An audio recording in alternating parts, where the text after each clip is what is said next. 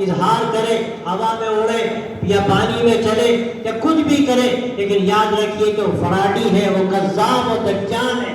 اگر وہ اللہ کے دین سے ہٹا ہوا ہے، آپ صلی اللہ علیہ وسلم کی وہ تعلیمات جن کو سلف نے پیش کیا وہ اس سے ہٹا ہوا ہے، تو یاد رکھیے کہ وہ آپ کو غلط راستے کی طرف لے جا رہا ہے۔ تو یہ جو آیت شریفہ ہے اس میں ہمیں پورا پیغام دیا گیا۔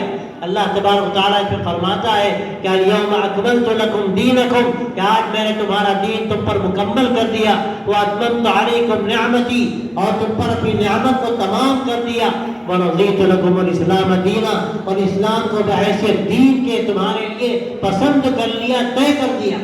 اس سے ہٹ کر کوئی بھی چیز اگر آتی ہے، وہ کتنا ہی خوبصورت ہو، وہ کتنا ہی دل کو موہ لینے والی ہو، کتنا ہی دماغ اس کی تائید کرتا ہو اور دل مائل ہوتا ہو، لیکن اگر کوئی چیز کتاب و سنت سے ہٹی ہوئی ہے اور کتاب و سنت کی اس تشریح سے ہٹی ہوئی ہے جو تشریح ہمارے سلف نے کی ہے، تو یاد رکھیے کہ وہ گمراہی کی طرف لے جانے والی ہے۔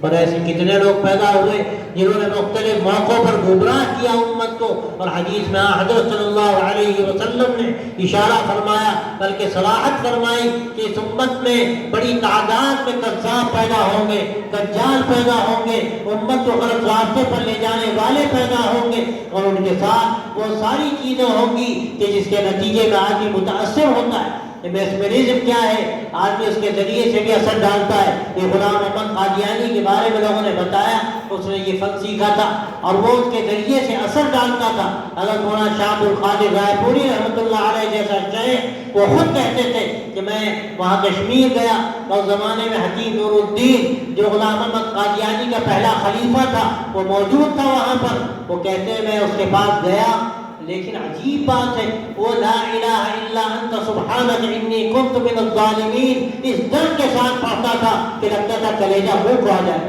اور حضرت کہتے ہیں کہ اگر میں نے حضرت گنگوہی کو نہ دیکھا ہوتا اور حضرت شاہ عبد الرحیم رائے پوری کو نہ دیکھا ہوتا تو اس کا ڈر تھا کہ میں فتنے میں پڑ جاتا، لیکن میرے سامنے ان حضرات کی صورتیں تھی اور دل کہتا تھا کہ یہ غلط ہو یا صحیح ہو، لیکن وہ حضرات غلط نہیں ہو سکتے۔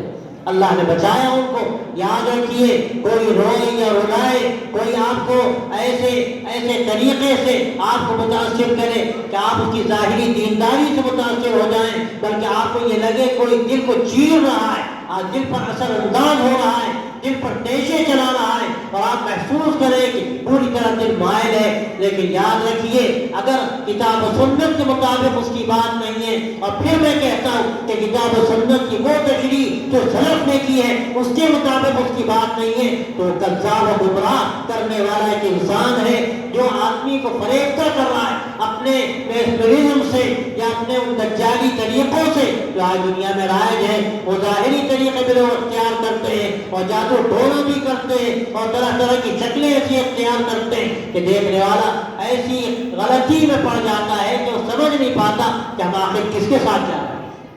جو بات کہی گئی کہ اس وقت شکیل بن حی کے ماننے والے، اگلی صفوں میں نمازیں پڑھنے والے، خوب اہتمام سے پاکی کا مظاہرہ کرنے والے، اور ہو سکتا ہے کہ رونے اور رلانے والے اور کبھی اپنی باتوں سے اثر انداز ہونے والے ایسے ہوں کہ بیچارے سیدھے سادے لوگ کیا جانے، وہ تو کسی کو بھی دیکھے، کوئی دینی بات کرے، کوئی ظاہری طور پر زیادہ ایمانی شکلیں اختیار کرتا ہو، اس سے مظاہرہ کرتا ہو، آدمی متاثر ہو جاتا ہے۔ تو یاد رکھیے یہ چیزیں ہرگز معیار نہیں ہے۔ معیار کتاب و سنت، معیار کتاب و سنت ہے، اور معیار کتاب و سنت کی وہ تشریح ہے جو صحابہ نے کی اور سلف نے کی۔ اگر ہم نے یہ چیز کو مضبوطی سے تھام لیا تو یاد رکھیے آپ کہیں گمراہ نہیں ہو سکتے۔ لیکن اگر خدا نہ خواستہ ہم کہیں متاثر ہو گئے، اس کو کہا جاتا ہے اتباع کل ناعق، کہ کوئی چیخنے والا چلانے والا سامنے آ جائے، کوئی نعرہ لگانے والا سامنے آ جائے، کہیں جذبات کے رو میں بہ گئے، کہیں کوئی رونے بنانے والا آ جائے، غلط بات کہہ کر ہمیں متاثر کرے، ہم جذبات کے رو میں بہ گئے اور ہم نے یہ نہیں سمجھا کہ ہمیں لوگ کہاں لے جا رہے ہیں۔ اور ہمارے سامنے جو دین حق ہے کہ اللہ کے رسول صلی اللہ علیہ وسلم نے پیش کیا امت کے لیے، اور امت نے اس کو اختیار کیا، اور آپ کی گویا کہ یہ گواہی ہے کہ يحمل هذا الدين من كل خلف عدول ينفون عنه تحريف الغالين وامتحان المبطلين وتأويل الجاهلين. کہ اللہ تعالیٰ ایسا انتظام کرے گا کہ آنے والوں میں ایسے لوگ پیدا ہوں گے جو ماقبل جو گزر چکے اپنے سلف سے وہ دین کو لیں گے، پوری طرح سے لیں گے، بے کم و کاست لیں گے، اور جو بھی اس میں کمی بیشی ہے اس کو ٹھیک کریں گے. ينفون عنه تحریف الغالین، غلو کرنے والوں کی تحریفات کا پردہ چاک کریں گے. اسی طرح تأویل المبطلین و تأویل الجاہلین و امتحان المبطلین کے الفاظ ہیں. باطل پرستوں نے اس میں جو رد و قدح کی ہے، اس میں کمی بیشی کی ہے، اس کو چاک کریں گے، ختم کر دیں گے. اسی طرح جاہلوں کی تعویلات، یہ جاہلوں کی تعویلات نہیں تو اور کیا ہے جو یہ کہے کہ محمد بن شکیل، یہ محمد شکیل جو اس کا نام محمد ہے اور شکیل نام نہیں ہے، اس لیے وہ مہدی ہے. آدمی جب تعویلیں کرنے آتا ہے اور عقلیں اس طرف جاتی ہیں تو آدمی بھول جاتا ہے کہ ہم کیا کہہ رہے ہیں اور اس کا نتیجہ کیا ہوگا. تو اس لیے آپ یاد رکھیں کہ ان باتوں سے کبھی متاثر نہ ہو. آپ اپنے علماء سے رابطہ رکھیں. جو علماء اہل حق سے جو بات کہی گئی تو 100% صحیح ہے. اس وقت کا سب سے بڑا فتنہ اور ساری دنیا کا فتنہ، کوئی برطانیہ سے بول رہا ہے، کوئی امریکہ سے بول رہا ہے، کوئی دوسرے ملکوں سے.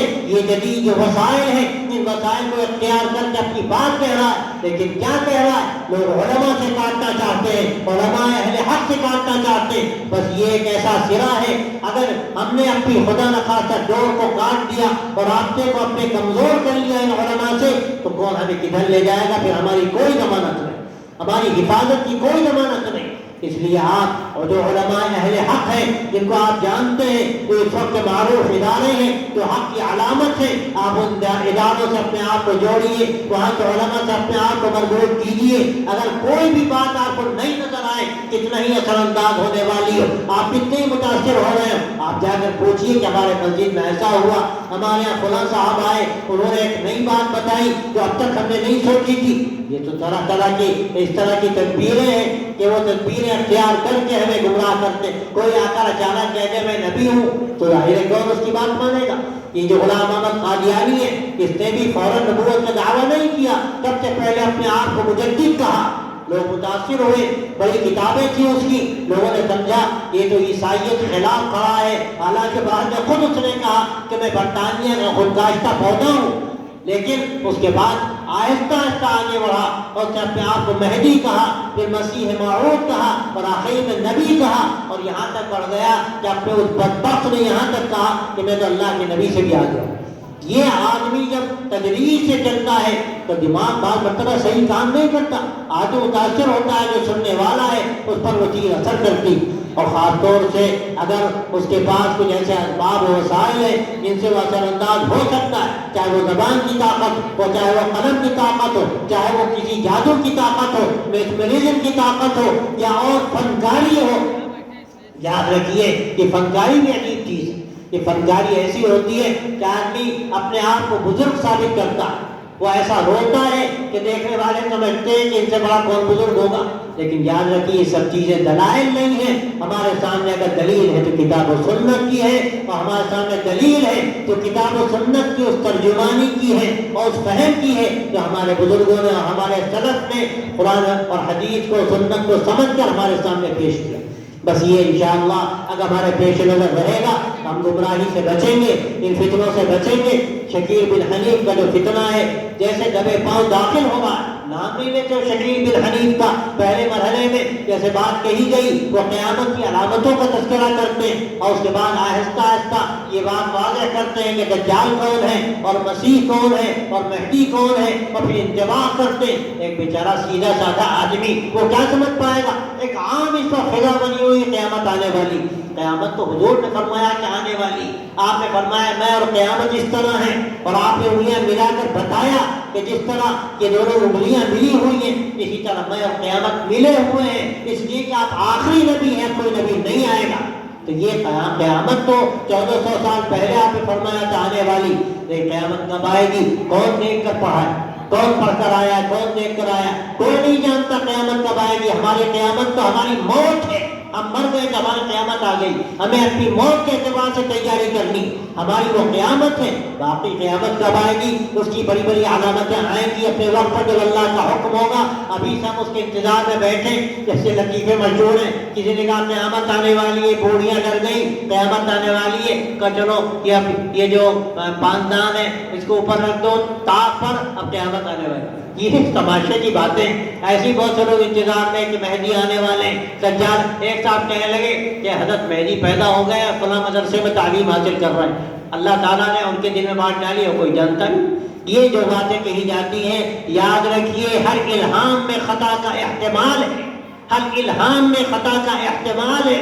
صرف وحی الہی ہے جو نبیوں پر آتی تھی، وہ خطا سے، ہر طرح کے خطا کے احتمال سے پاک، کوئی خطا کا احتمال نہیں۔ لیکن یہ الہام بعض مرتبہ ہوتا ہے، غلط بھی ہو سکتا ہے، اور اس میں آدمی ایسی بات کہہ دیتا ہے جس کا وقوع نہیں ہوتا۔ تو یہ سب باتیں ایسی ہیں جس میں خطرات ہیں۔ کوئی کہے کہ امام مہدی پیدا ہو گئے اور وہ کئی مدرسے میں تعلیم حاصل کر رہے ہیں اور جلد ظاہر ہونے والا، کوئی نہیں جانتا کہ کیا ہوگا۔ ہمارا کام کیا ہے؟ ہمارا کام اپنے عقیدے کو مضبوط کرنا، اپنے اعمال کو مضبوط کرنا اور آخرت کی تیاری کرنا۔ بس یہ اگر ہم نے اپنا محور بنا لیا، مطمح نظر بنا لیا اور سلف سے اپنے راستے کو مضبوط رکھا، جن کے اس وقت ترجمان یہ علماء حق ہیں، تو انشاءاللہ ہمیں کبھی گمراہ ہونے والے نہیں ہیں۔ انشاءاللہ یہ چند باتیں اگر ہمارے پیش نظر رہیں، ہماری باعث خیر ہوں گی، اپنے آپ کو بچا سکیں گے۔ اور کوئی بھی آپ کو نئی بات نظر آئے، آپ علماء سے معلوم کیجئے، اس سے ایک فتنہ سخت ہے اور اس کے خطرات ہیں، ان کو سرپرستی حاصل ہے دشمنوں کی، بڑی بڑی طاقتوں کی، اور ان کے بڑے بڑے مسائل ہیں، اس لیے اس کا خطرہ ہوتا ہے کہ یہ ہم شکار نہ ہو جائیں۔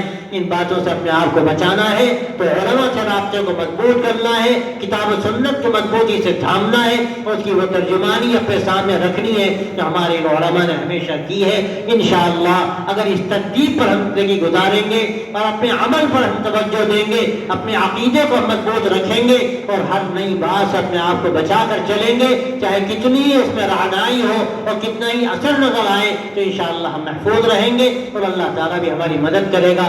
اللہ تعالیٰ آج کے اجلاس کو قبول کرے، اس کو اس پورے شہر کے لیے کیا، ملک کے لیے خیر و برکت کا اور ملک کی حفاظت کا، مسلمانوں کی حفاظت کا ذریعہ بنائے، ہمارے عقائد کی حفاظت فرمائے۔ اور آپ آئے ہیں تو آپ ایک پیغام لے کر جائیں۔ بہت مفید باتیں پہلے بھی آ چکی اور انتہائی مفید باتیں آگے بھی آئیں گی۔ میں شریک ہو گیا تو شاید اللہ تعالیٰ اس اجر میں مجھے بھی کچھ حصہ عطا فرما دے۔ اور یہ سلسلہ ہمارے مولانا عبدالباری صاحب نے شروع کیا، یہ ذمہ داری لی، اللہ ان کے کاموں میں برکت دے، ان کو قوت اور حوصلہ عطا فرمائے، اس سلسلے کو اللہ ہمیشہ باقی رکھے۔ وآخر دعوانا الحمدللہ رب العالمین۔